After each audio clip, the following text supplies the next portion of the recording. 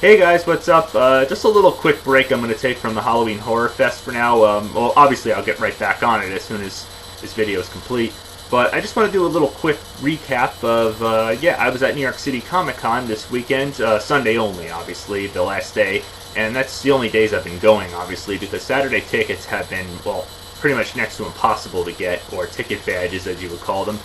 But yeah, it was a good fun time as always. A little exhausting, a lot of standing and waiting in line for certain things. It gets very overcrowded at that Javits Center. First of all, this is obviously going to be my last year attending for quite a while, and it's surprising, because I haven't really been attending. The last time before this one, this year, 2018, was 2015, and I went in 2014. It's a really busy place, and you get a lot of celebrities there that, usually the autographing floor is the place I go for autographs, and the waiting in line can get very tedious, and, having to stand there and wait for a certain person to get autographed and everything. There's so many people, and they sell out, and the showroom floor is pretty insane. I didn't really spend too much time in there this year. I mean, I walked through there a little bit, and it was just really overcrowded and everything. The costumes and everything, as always, are great, but I mostly spent time downstairs in the Javits Center. First up, and the first autograph was from legendary comic writer Frank Miller. I know it's kind of hard to see the autograph because of the glare on this thing, but it's actually in a plastic.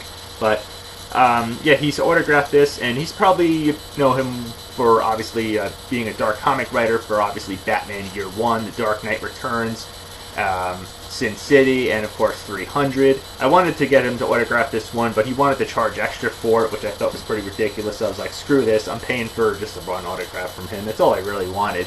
He wouldn't just straight up autograph whatever. He had to choose something from there, and that took about an hour and a half online to get. You had to get a ticket. It's just pretty ridiculous, but it was satisfying once I got the autograph. He was pretty cool though. Just signed it really quick because there was a lot of people. And then I went to the autographing room for, surprisingly, he made an appearance, the guy who's playing the upcoming DC comic movie Shazam. I didn't get a photo because it was a lot more extra for it, but I did take a few photos. I know they're not exactly high quality. This line actually was pretty quick, but he was really cool. He's also in Thor Ragnarok and The Dark World.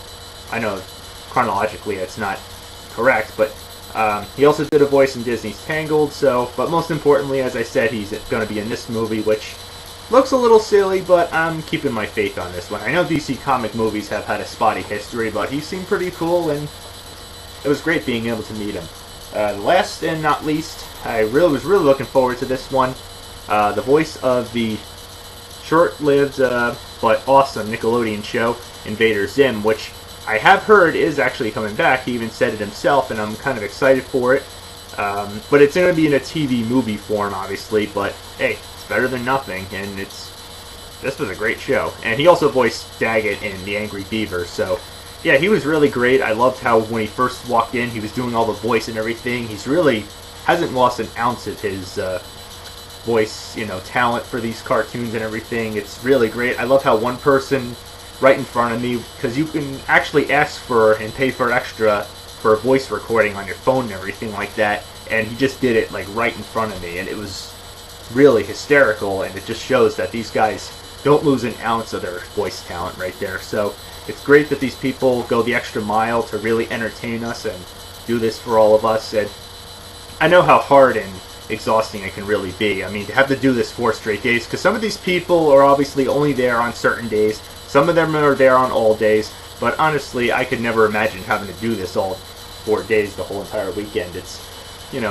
kind of a shame I couldn't get everybody. I was really looking forward to Jason Momoa and the actress from Black Panther, but they canceled out last minute on Sunday, so they ended up just being there Saturday, which was disappointing for me because, especially Jason Momoa with his movie coming out in December, which, please, DC, I really hope this doesn't suck. And it looks really good. It has a really good director lined up for it. But otherwise, that's about it right there. That wraps it up. It was a great time, but as I said, this is probably going to be my last year going to this thing for quite a while. It's not that I don't enjoy it, but it's just getting the tickets, or the badges, whatever you call them, is just more aggravating with the fan verification.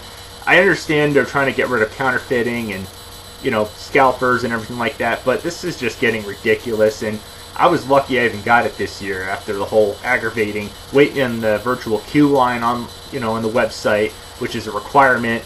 Then you have to wait for the thing to come in the mail.